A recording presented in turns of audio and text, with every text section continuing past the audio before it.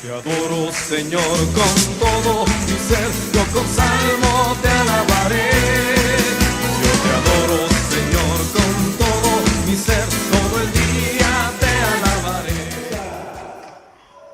Meditar en la palabra de esta tarde es una parte también muy fundamental, muy importante en nuestras reuniones, la meditación de la palabra. Y en estos domingos estamos aprendiendo un poco acerca de un periodo que la Biblia le llama el milenio. Aunque no aparece con ese nombre, milenio, pero aparece por 1000 años. Y es igual, por 1000 años. Y hemos estado viendo el propósito o los propósitos del milenio. ¿Por qué el establecimiento de este reino? ¿Por qué Dios en su infinita sabiduría planeó instaurar este periodo de 1000 años? Literalmente 1000 años, 1000 años. Y hoy vamos a ver otro propósito sobre el milenio. Y allá en el libro de Mateo, capítulo 6, versos 9 y 10.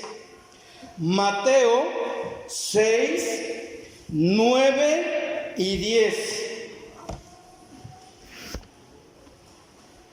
El Evangelio de Mateo, capítulo 6, verso 9 y 10. Es la oración del Padre Nuestro. Es donde Jesús está enseñando a sus discípulos cómo orar. Y el verso 9 dice así: Padre nuestro que estás en los cielos, santificado sea tu nombre. Y el 10 dice: venga tu reino, hágase tu voluntad, como en el cielo, así también en la tierra.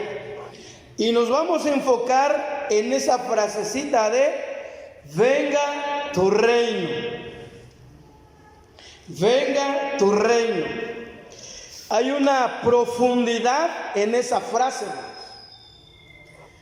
De hecho, la mayoría se sabe el Padre Nuestro de corridito, de memoria, como un periquito. Nada más lo repetimos porque lo repetimos, pero no sabemos el contenido, la profundidad, las riquezas que hay en esta frasecita de venga tu reino. Entonces Jesús le está enseñando a sus discípulos que ellos tienen que orar para que el Señor apresure en establecer su reino aquí en la tierra. El reino milenial, el reino terrenal, el reino físico, el reino donde Él será rey directamente. Posiblemente en 8 días veremos acerca del reino espiritual.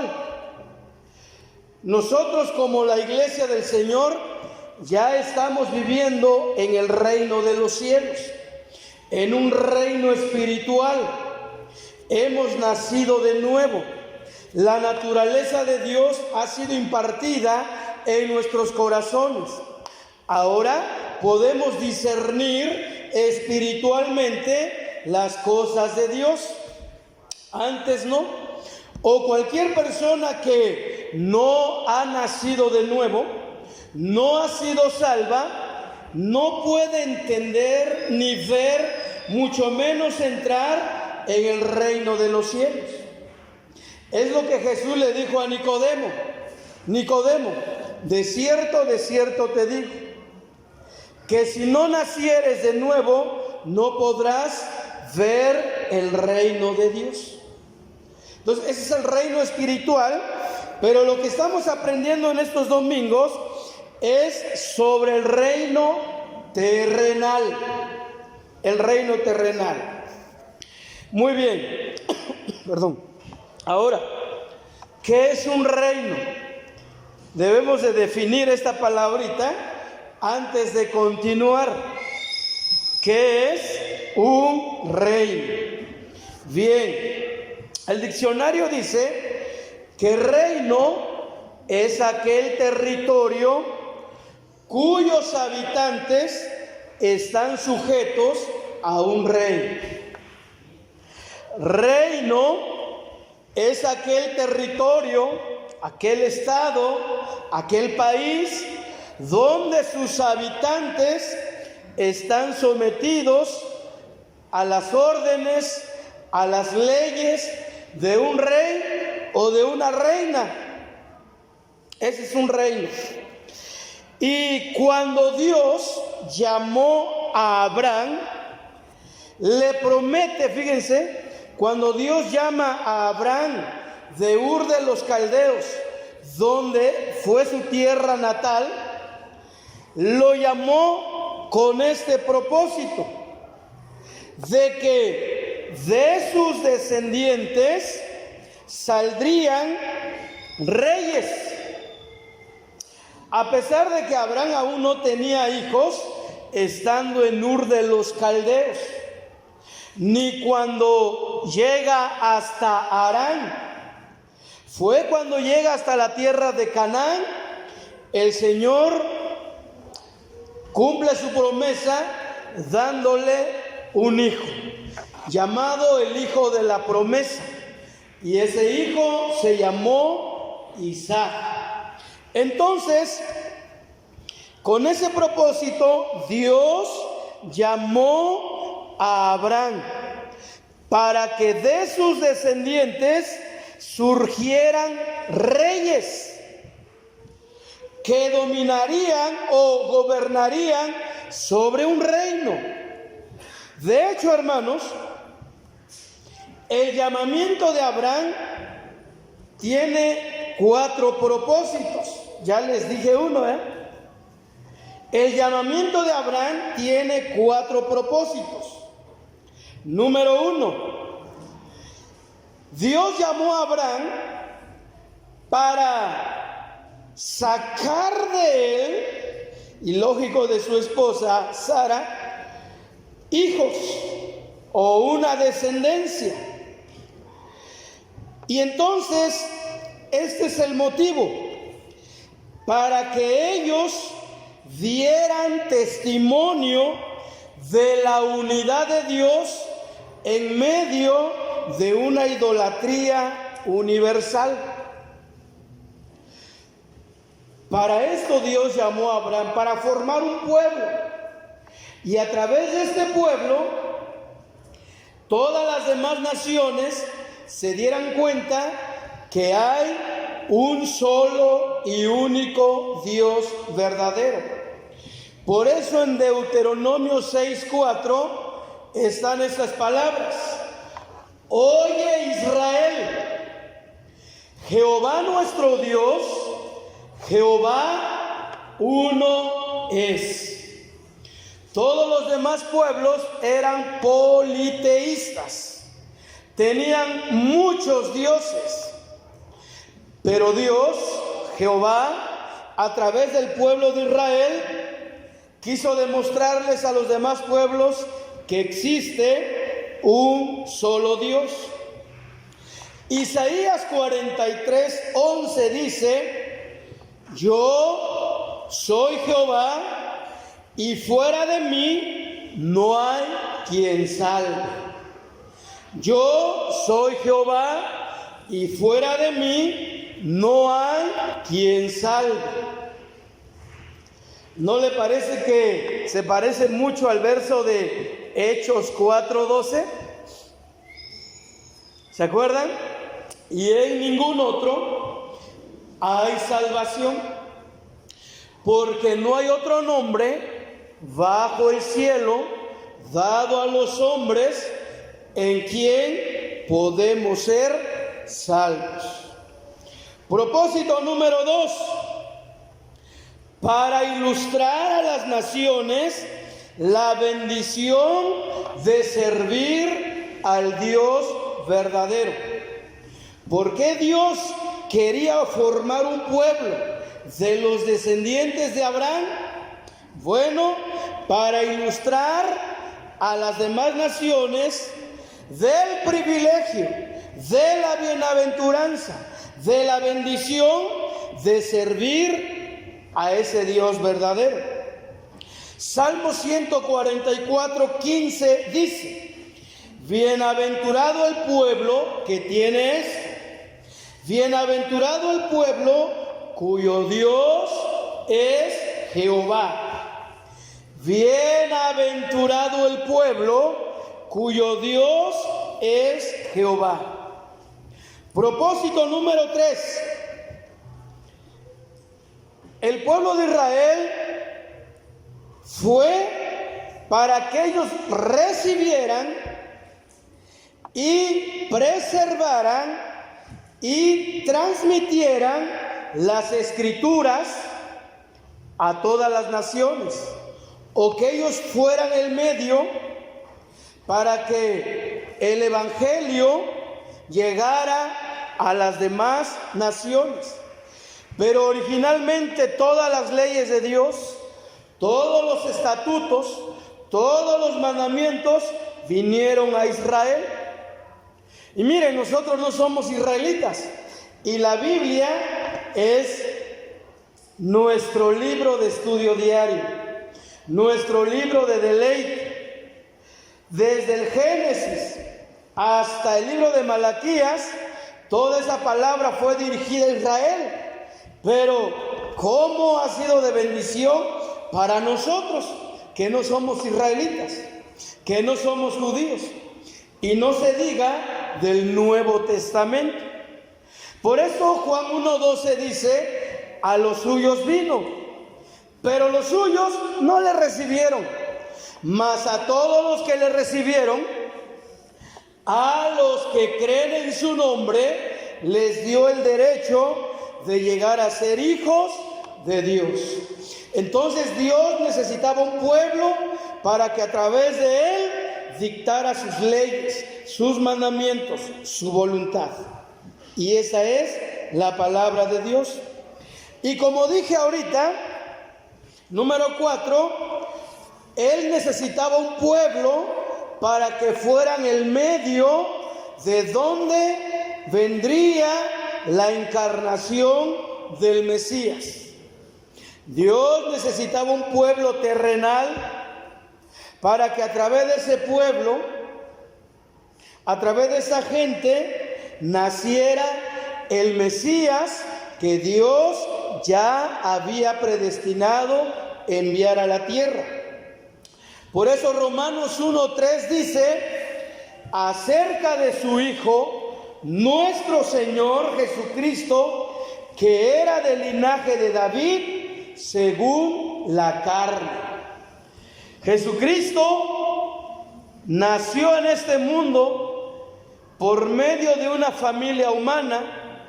Su madre fue María, pero su madre María era descendiente de David. Y David ya había vivido muchos siglos atrás. Muy bien. Entonces, le dice pues Dios a Abraham: Abraham, de tus descendientes haré que surjan reyes. En la Reina Valera, Génesis 17:6, dice así: y te multiplicaré en gran manera, y haré naciones de ti, y reyes saldrán de ti. Reyes saldrán de ti. Y lógicamente, uno de estos reyes será el Señor Jesucristo. El tiempo de los reyes, voy a decir un poquito de historia, que la mayoría ya sabe. El tiempo de la monarquía, el periodo de los reyes con el pueblo de Israel, empieza con Saúl. Si sabemos eso, ¿verdad? Saúl fue el primer rey de Israel. Saúl fue el primer rey que gobernó en esos habitantes, en esas gentes. Pero después Saúl fue desechado por su obstinación, por su desobediencia. Dios lo desechó y luego levantó a otro rey, y este se llamó David, el hijo de Isaí de Belén.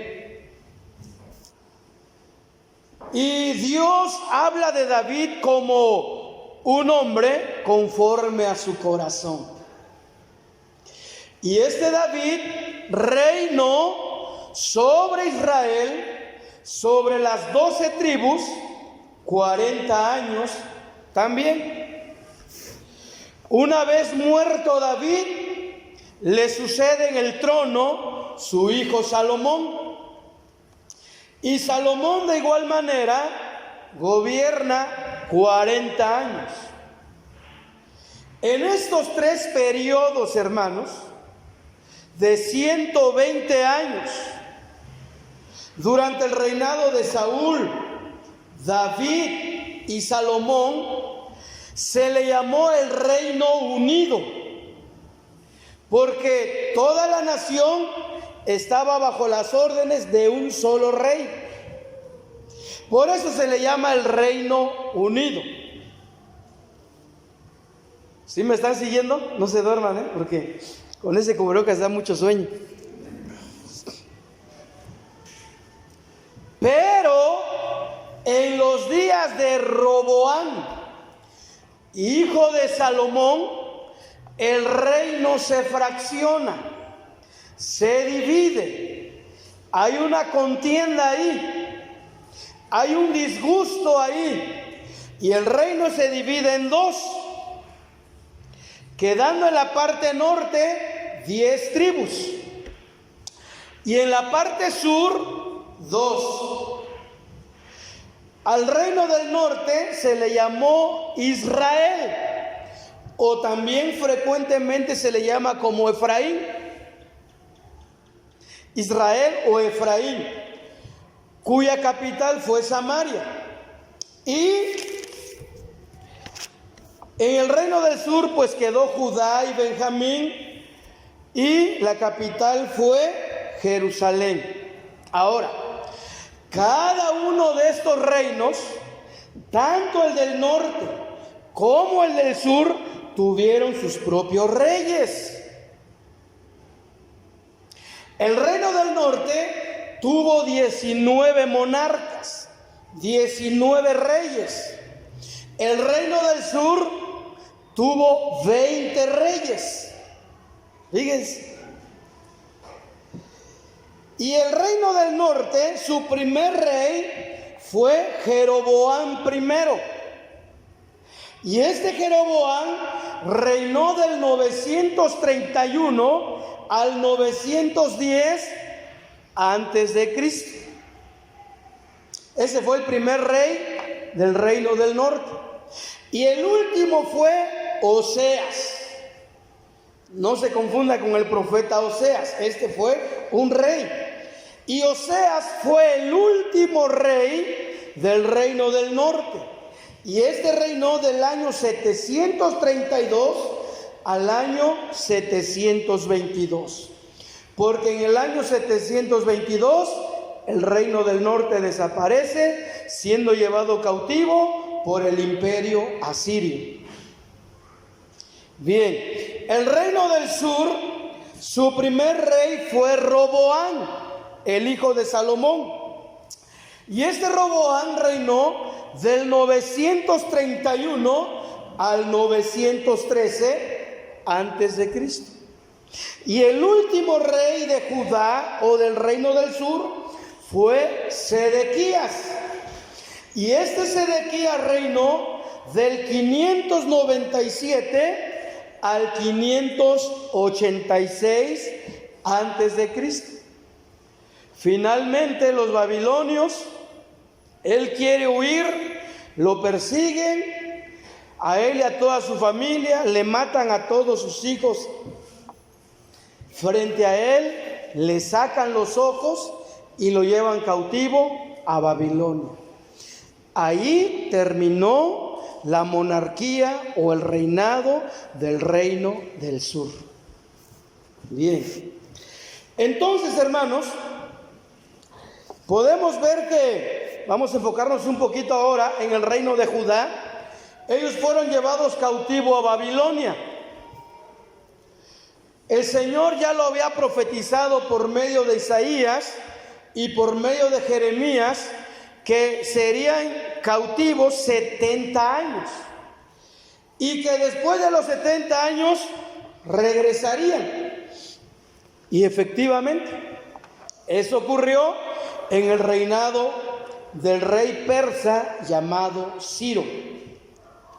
Y entonces los judíos regresan a su tierra natal y empiezan a reconstruir de las ruinas, de los escombros, de las cenizas. Y lo primero que empiezan a reconstruir pues es el templo. El templo. Y posteriormente la muralla. Y están en paz por un tiempo, están tranquilos, pero luego llega un conquistador llamado Alejandro Magno o Alejandro el Grande de Grecia y los conquista y los tiene bajo su dominio. Esto fue en el año 332 antes de Cristo. Entonces fueron conquistados por los griegos. Después muere Alejandro Magno y Jerusalén es conquistada ahora por los Ptolomeos de Egipto. Vienen esta raza, esta gente de Egipto y conquista Jerusalén. Después de que estuvieron bajo el dominio de los Ptolomeos, vienen los Seleucidas de Siria, otra nación. Y los Seleucidas, al mando de Antíoco IV o Antíoco Epífanes, pues hace cosas muy feas con Jerusalén, con la ciudad. Y una de esas cosas feas que hizo fue profanar el templo de Jerusalén. Profanó el templo este incircunciso Antíoco Epífanes. Y lo que hizo fue sacrificar un cerdo en el altar del templo, fíjense. Ya que para los judíos los cerdos son animales impuros y era una ofensa para ellos, pues imagínense que un cerdo fuera sacrificado. Esta fue la profanación pues que hizo Antíoco Epífanes, queriendo él apagar, terminar y borrar por todas el culto a Jehová que los judíos le hacían en el templo, los sacrificios, los ritos, todo lo que ellos hacían como pueblo de Dios. Eso es lo que quiso hacer Antíoco Epífanes, borrar su religión. Y entonces esto hace que se levante un grupo de personas en un enojo santo, en una rebelión, y hubo un hombre llamado Judas Macabeo. Judas Macabeo y sus hermanos y mucha gente más que le apoyó se rebelaron en contra de los sirios, en contra de los Seleucidas, y los derrotaron, ¿verdad? Los lograron expulsar de su territorio. Entonces ellos volvieron a purificar el templo, lo volvieron a reedificar, ya que por un periodo pues el templo estuvo sin función, ya que este amigo Antíoco Epífanes lo profanó sacrificando un cerdo en el altar. Entonces hicieron un acto de limpieza, de purificación y de rededicación en el templo. Y de ahí surge una fiesta judía llamada la fiesta de la dedicación, que se celebraba en el mes de diciembre. ¿Sí? ¿Sí me van siguiendo, hermanos? Levanten su mano los que no se han dormido. O sea, la mayoría está dormido. Ahora ni para decirles, denle un codazo santificado, porque se supone que está a 1,20 metros, ¿no? Espero que los que midieron sí pusieron 1,20 metros entre silla y silla. Bueno, pero aviéntale una piedrita, ¿no? Que tenemos piedra. Ay, despiértate. Estos son datos históricos. Cuando los judíos estuvieron bajo el dominio de los gentiles en aquel entonces. Entonces, Judas Macabeos, pues logra expulsar a los Seleucidas, purifican el templo y recobran su independencia. Y nuevamente tienen libertad por un poco de más de 100 años. Tan felices que estaban ya de que no venía otro imperio a conquistarlos. Más de 100 añitos les duró esta independencia, esta libertad. Pero ¿qué creen? Llegan los ingratos romanos. Y llega un hombre llamado Pompeyo, general romano, y somete nuevamente al pueblo, somete a los judíos, y agarra a un incircunciso, a un idumeo, descendiente de Edom, que se llamó Herodes el Grande. Este cuate no tenía parte ni suerte para gobernar a los judíos, pero los romanos lo agarran y lo ponen y le dice: tú gobierna aquí en Palestina. Y este Herodes el Grande pues fue muy malo, muy malo. Es el mismo que mandó a matar a los niños menores de 2 años cuando Jesús nació. Ahora tenemos que reconocer que hizo cosas buenas, para congraciarse con los judíos. Les remodeló el templo. Y se llevó muchísimos años y le invirtió mucho dinero, y este Herodes el Grande pues quedó muy bien con los judíos, remodelándoles el templo. Una de las maravillas más imponentes de aquel entonces, el templo de Jerusalén. Y entonces este Herodes empieza a reinar del año 37 al año 4 antes de Cristo. Claro, bajo el dominio de los romanos. De tal suerte sabemos que cuando Cristo nace, los judíos están bajo el imperio romano. Estaban pagando un impuesto a los romanos. Y como Jesús no hizo nada en contra de los romanos, es decir, no se levantó en armas para derrocarlos, por eso la mayoría de los judíos no creían que era su Mesías. Porque ellos esperan un Mesías conquistador que venga y derrote a sus opresores. Pero no era el tiempo de Jesús. Y entonces los judíos viven bajo el imperio romano hasta que en el año 66 hay una revuelta, se levanta el pueblo en armas y quieren expulsar a los romanos y lo logran. Pero por bien poquito tiempo. Eso fue en el año 66, porque en el año 70 viene el general Tito Vespasiano, viene bien armado y bien preparado, somete al pueblo y nuevamente lo conquista a la mala, destruyéndoles la ciudad, destruyendo el templo y prendiéndole fuego para robarse todo el oro que había en el templo. Y a partir de ahí, hermanos, a partir del año 70 de nuestra era, hoy estamos en el 2020, hágale cuentas cuántos años van. A partir del año 70, los judíos fueron echados fuera de su tierra, de su país. Entonces, en Jerusalén ahora no hay trono, no hay reino, no hay un rey. Existe ahora un primer ministro, pero no hay un rey, no hay un trono donde es más, no hay templo tampoco. Lo único que existe es un muro llamado el Muro de las Lamentaciones. Entonces, ¿qué pasó con la promesa?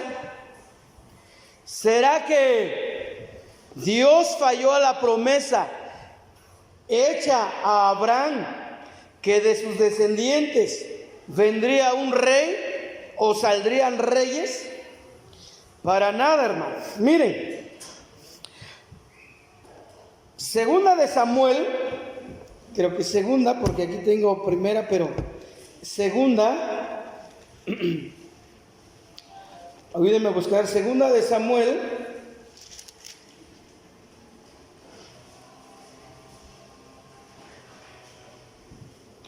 capítulo 7, verso 16. Segunda de Samuel 7:16.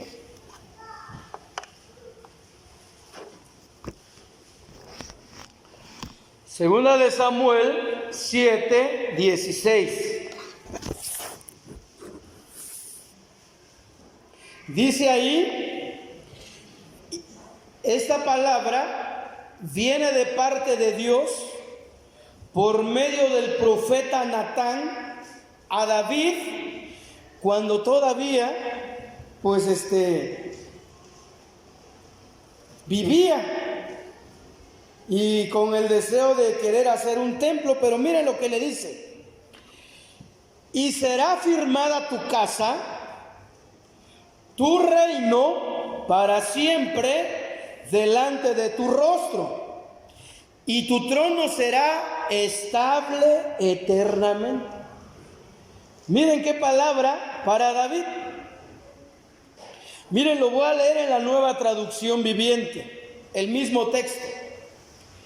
Tu casa y tu reino continuarán para siempre delante de mí, y tu trono estará seguro para siempre.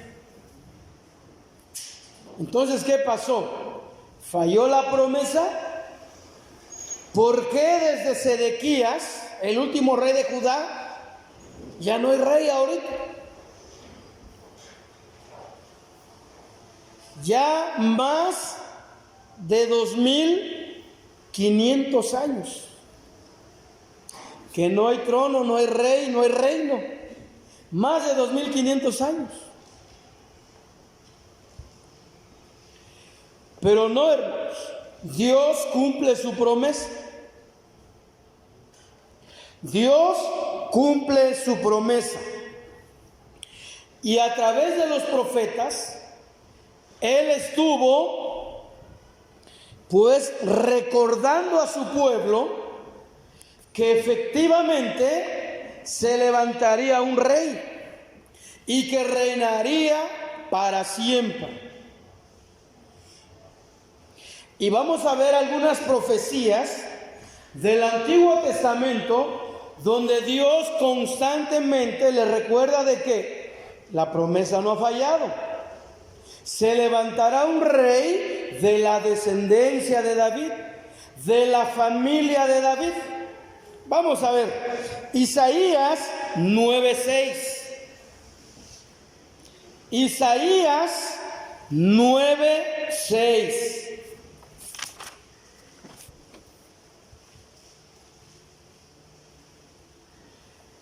Isaías 9:6. Muy bien. Lo voy a leer en la Nueva Traducción Viviente. Lo desglosa un poco más entendible. Ahí está en la versión 60. Pero miren, escuchen acá este mismo texto. Isaías 9:6. Pues nos ha nacido un niño, un hijo se nos ha dado. El gobierno descansará sobre sus hombros y será llamado Consejero Maravilloso, Dios Poderoso, Padre Eterno, Príncipe de Paz. 9:7. Su gobierno y la paz nunca tendrán fin. Reinará con imparcialidad y justicia desde el trono de su antepasado David por toda la eternidad. El ferviente compromiso del Señor de los ejércitos celestiales hará que esto suceda. Un niño nos es nacido. Para nosotros esa profecía se cumplió hace un poquito más de 2000 años. Ahora Cristo es nuestro Rey. Él está sentado en el trono de nuestro corazón. Somos un pueblo, una nación que está bajo el gobierno de Jesucristo, el gobierno espiritual. Pero también este niño descendiente de David, que fue su antepasado, también un día gobernará aquí en la tierra. Su gobierno y su paz no tendrán fin. ¿Saben a qué periodo se refiere? Al periodo de los 1000 años, al periodo milenial. Otro versículo, Isaías 11:1.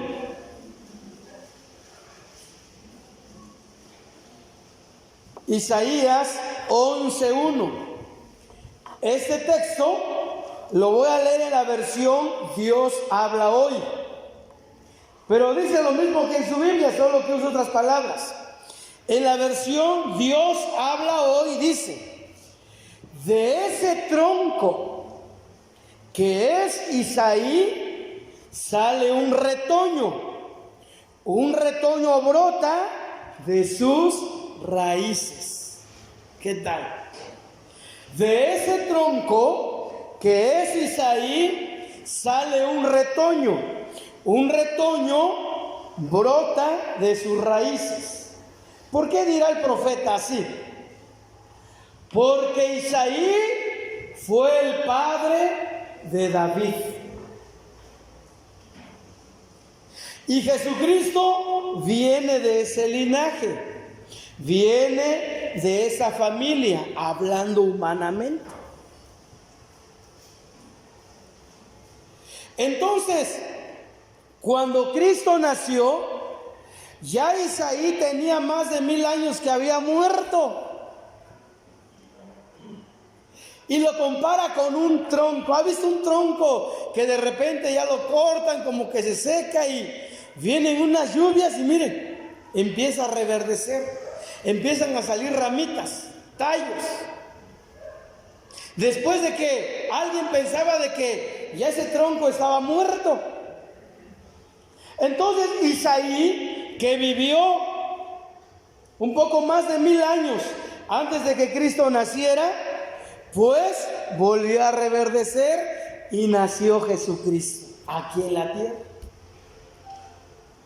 De ahí brotó un retoño de las raíces, ¿verdad? Del tronco muerto de Isaí, que aparentemente estaba muerto, pero tuvo retoño y fue Jesucristo. Miqueas 5:2.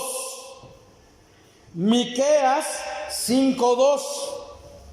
Puede buscarlo ya en su Biblia.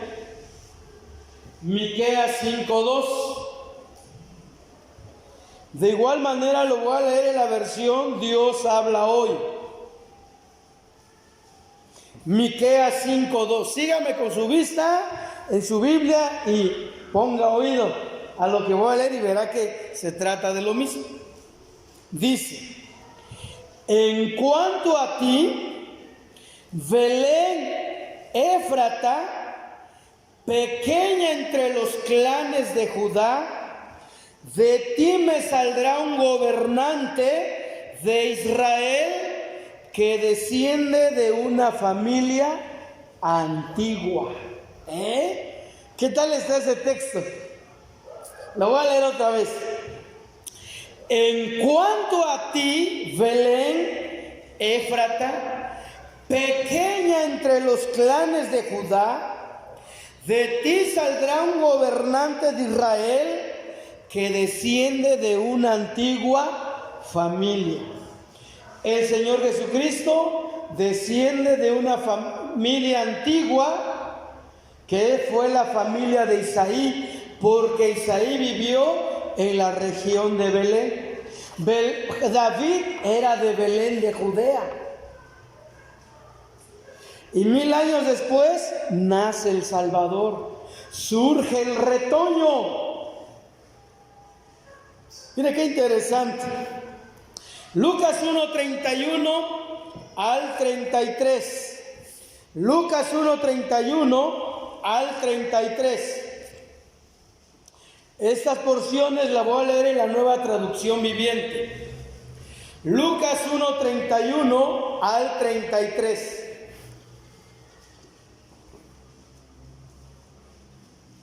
El ángel hablándole a María, dice el 31: concebirás y darás a luz un hijo y le pondrás por nombre Jesús.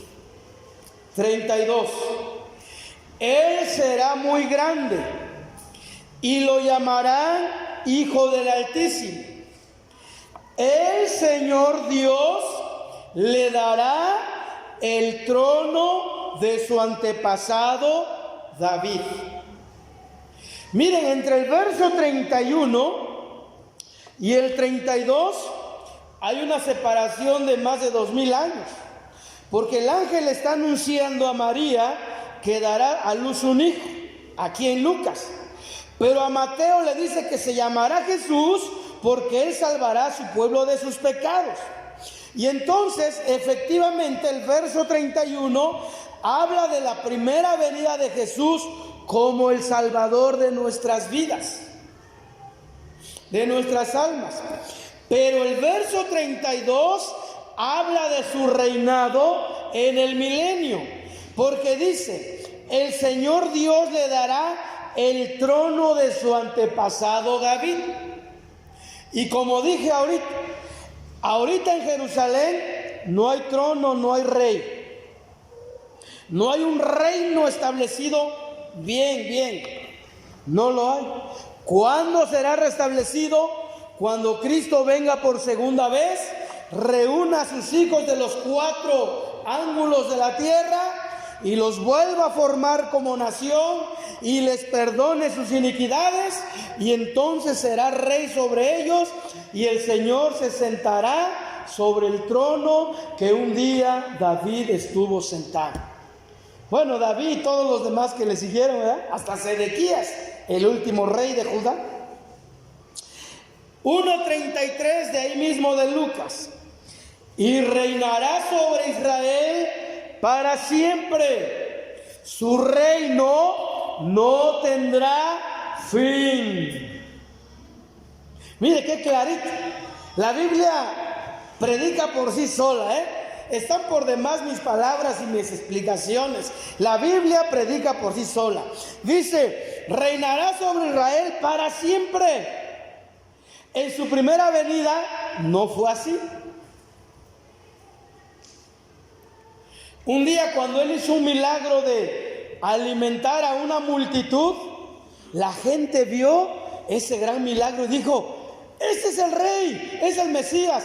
Y entonces vinieron para tomarlo a la fuerza y hacerle rey. Y entonces Jesús tuvo que hacerse un lado, porque no era su tiempo de gobernar físicamente sobre el pueblo.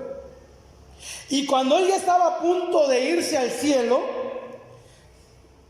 los discípulos y muchos más se acercaron diciéndole: Señor, ¿restaurarás el reino a Israel en este tiempo?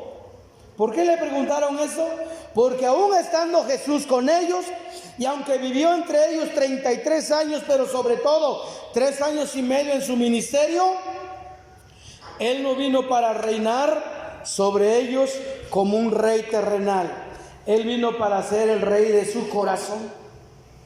Por eso le dijeron: Señor, ¿hasta cuándo restaurarás el reino de Israel? ¿Hasta cuándo habrá alguien que se siente otra vez en el trono de David y tengamos paz? Ahorita nos oprimen los romanos. El día de mañana, ¿quién sabe? ¿Quién más? ¿Y cómo fue?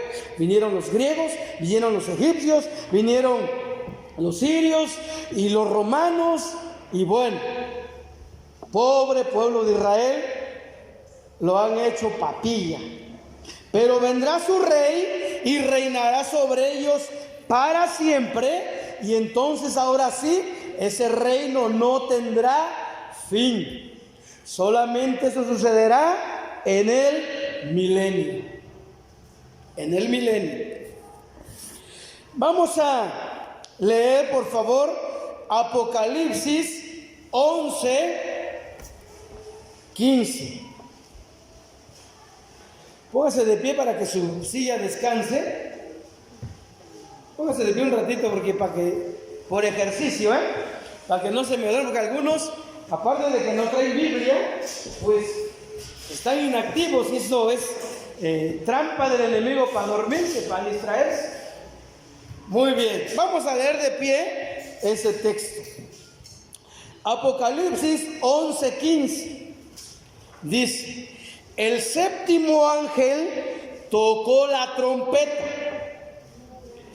y hubo grandes voces en el cielo que decían: los reinos del mundo han venido a ser de nuestro Señor y de su Cristo, y Él reinará por los siglos de los siglos. Tome su lugar, por favor. Gracias.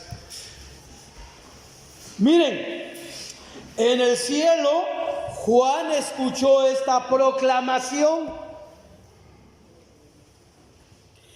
que viene el tiempo, viene este periodo donde los reinos del mundo, todos los reinos del mundo han venido o llegarán a ser de nuestro Señor y de su Cristo, y Él reinará por los siglos. Esta palabra, esta vociferación desde los cielos que oyó Juan, no se ha cumplido. Ahorita la mayoría de los reinos del mundo están bajo la influencia de Satanás. Es cierto que de Jehová es la tierra y su plenitud, pero no todos se han querido someter al señorío de Cristo. Y los reinos del mundo, los presidentes de la tierra, están bajo la influencia del príncipe de la potestad del aire, del Dios de este siglo. Por eso es que operan en total corrupción y violencia. Apocalipsis 19, 11 al 16. Apocalipsis 19, 11 al 16.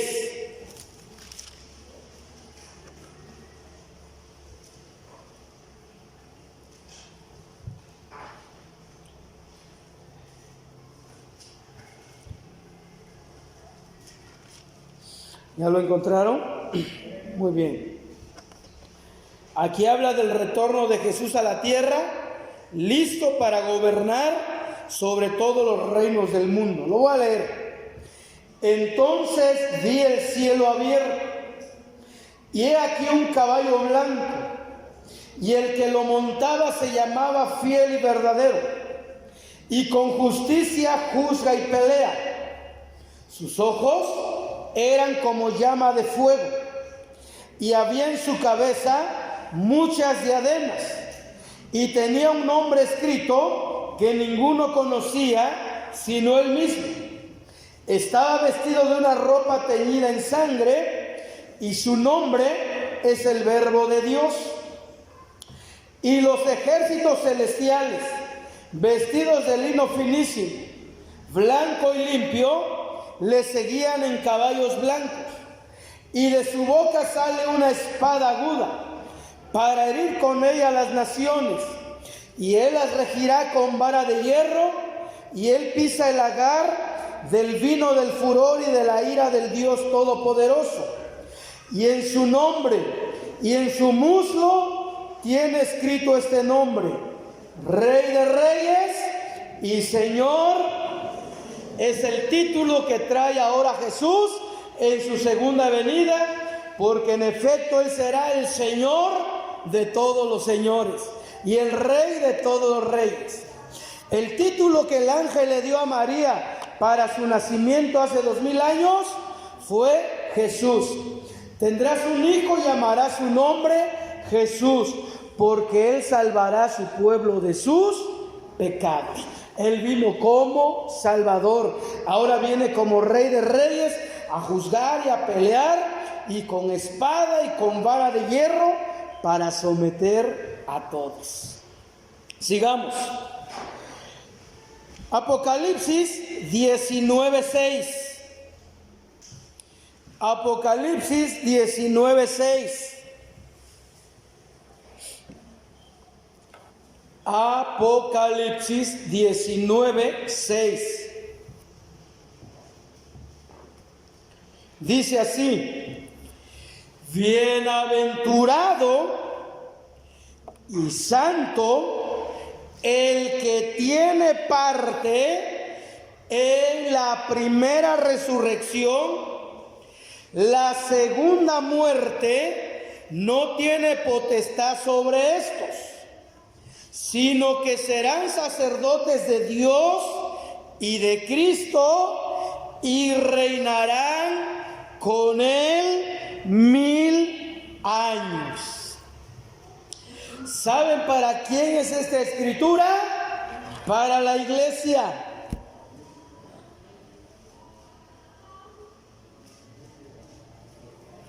Esta escritura es para la iglesia. Somos bienaventurados, dichosos, felices,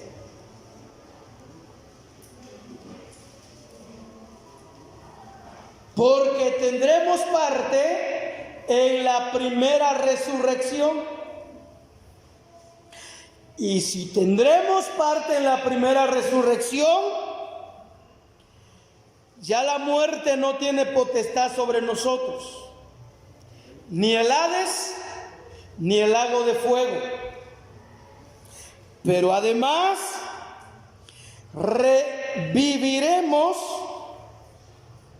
o seremos sacerdotes de Dios y de Cristo, y reinaremos con Él. ¿Cuánto tiempo?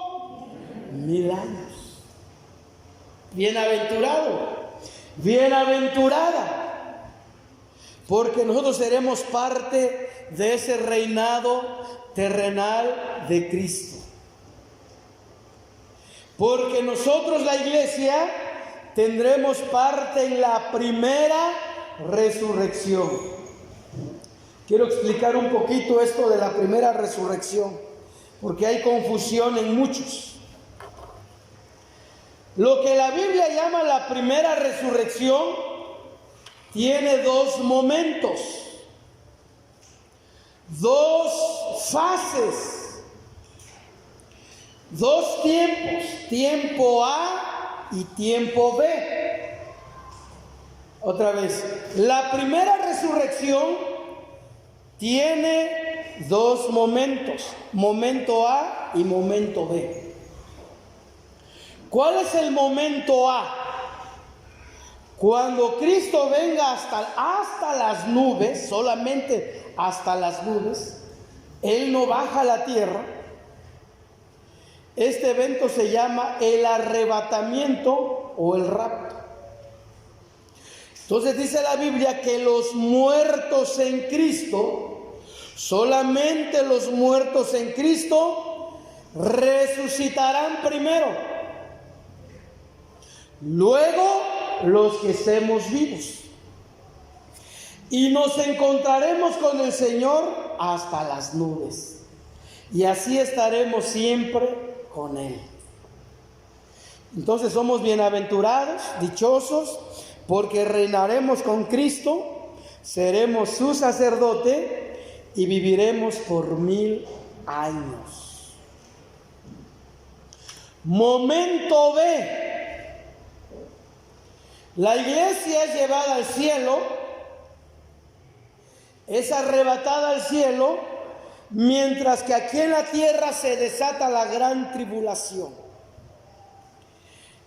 Entonces, todos aquellos que en este tiempo de la gracia,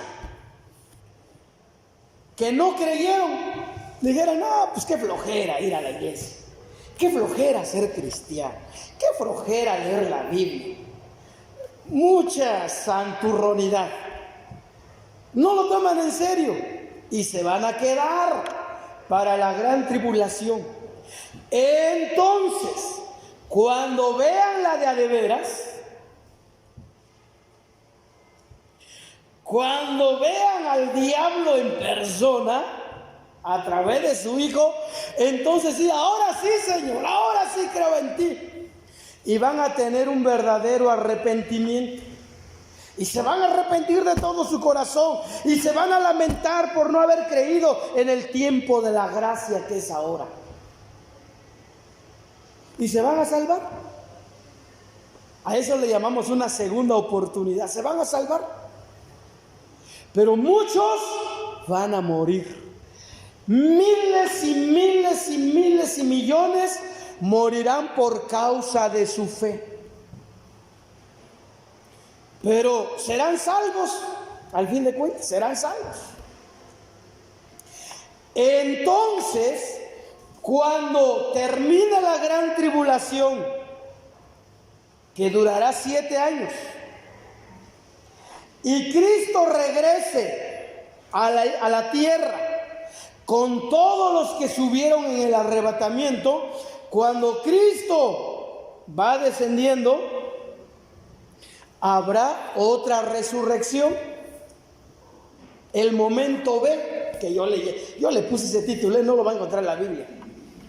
El momento B, o la segunda parte de la primera resurrección. Fíjense qué juego de palabras. Segunda parte de la primera resurrección. Entonces, cuando Cristo venga a la tierra, habrá una resurrección. ¿Y quiénes resucitarán? Todos aquellos que en la tribulación se arrepintieron, pero que murieron. Y estarán listos para recibir a Cristo que baja con la iglesia. Y estarán listos para vivir con Él y reinar en el milenio. En eso consiste la primera resurrección. Para los cristianos solamente hay una primera resurrección. Momento A y momento B. Separado por 7 años de tiempo. ¿Habrá una segunda resurrección? Sí. ¿Quiénes se van a levantar? Ahí sí se van a levantar todos los impíos, todos aquellos que rechazaron a Jesús. ¿Cuándo se van a levantar estos? Al final del milenio. Es la única resurrección de los pecadores. Al final del milenio. Sus almas saldrán del Hades. Se presentarán ante el gran trono blanco. Los libros serán abiertos. En esos libros se encuentran las obras de cada uno. Serán juzgados por sus obras escritas en esos libros. Y por último ser lanzados al lago de fuego, que es la muerte segunda. Ellos irán a la muerte segunda. Pero la iglesia no. La iglesia es bienaventurada. Vamos a leer otra vez en el 19:6. Bienaventurado y santo el que tiene parte en la primera resurrección. La segunda muerte no tiene potestad sobre estos, sino que serán sacerdotes de Dios y de Cristo y reinarán con él 1000 años. Yo te adoro, Señor, con todo mi ser. Yo con salmo te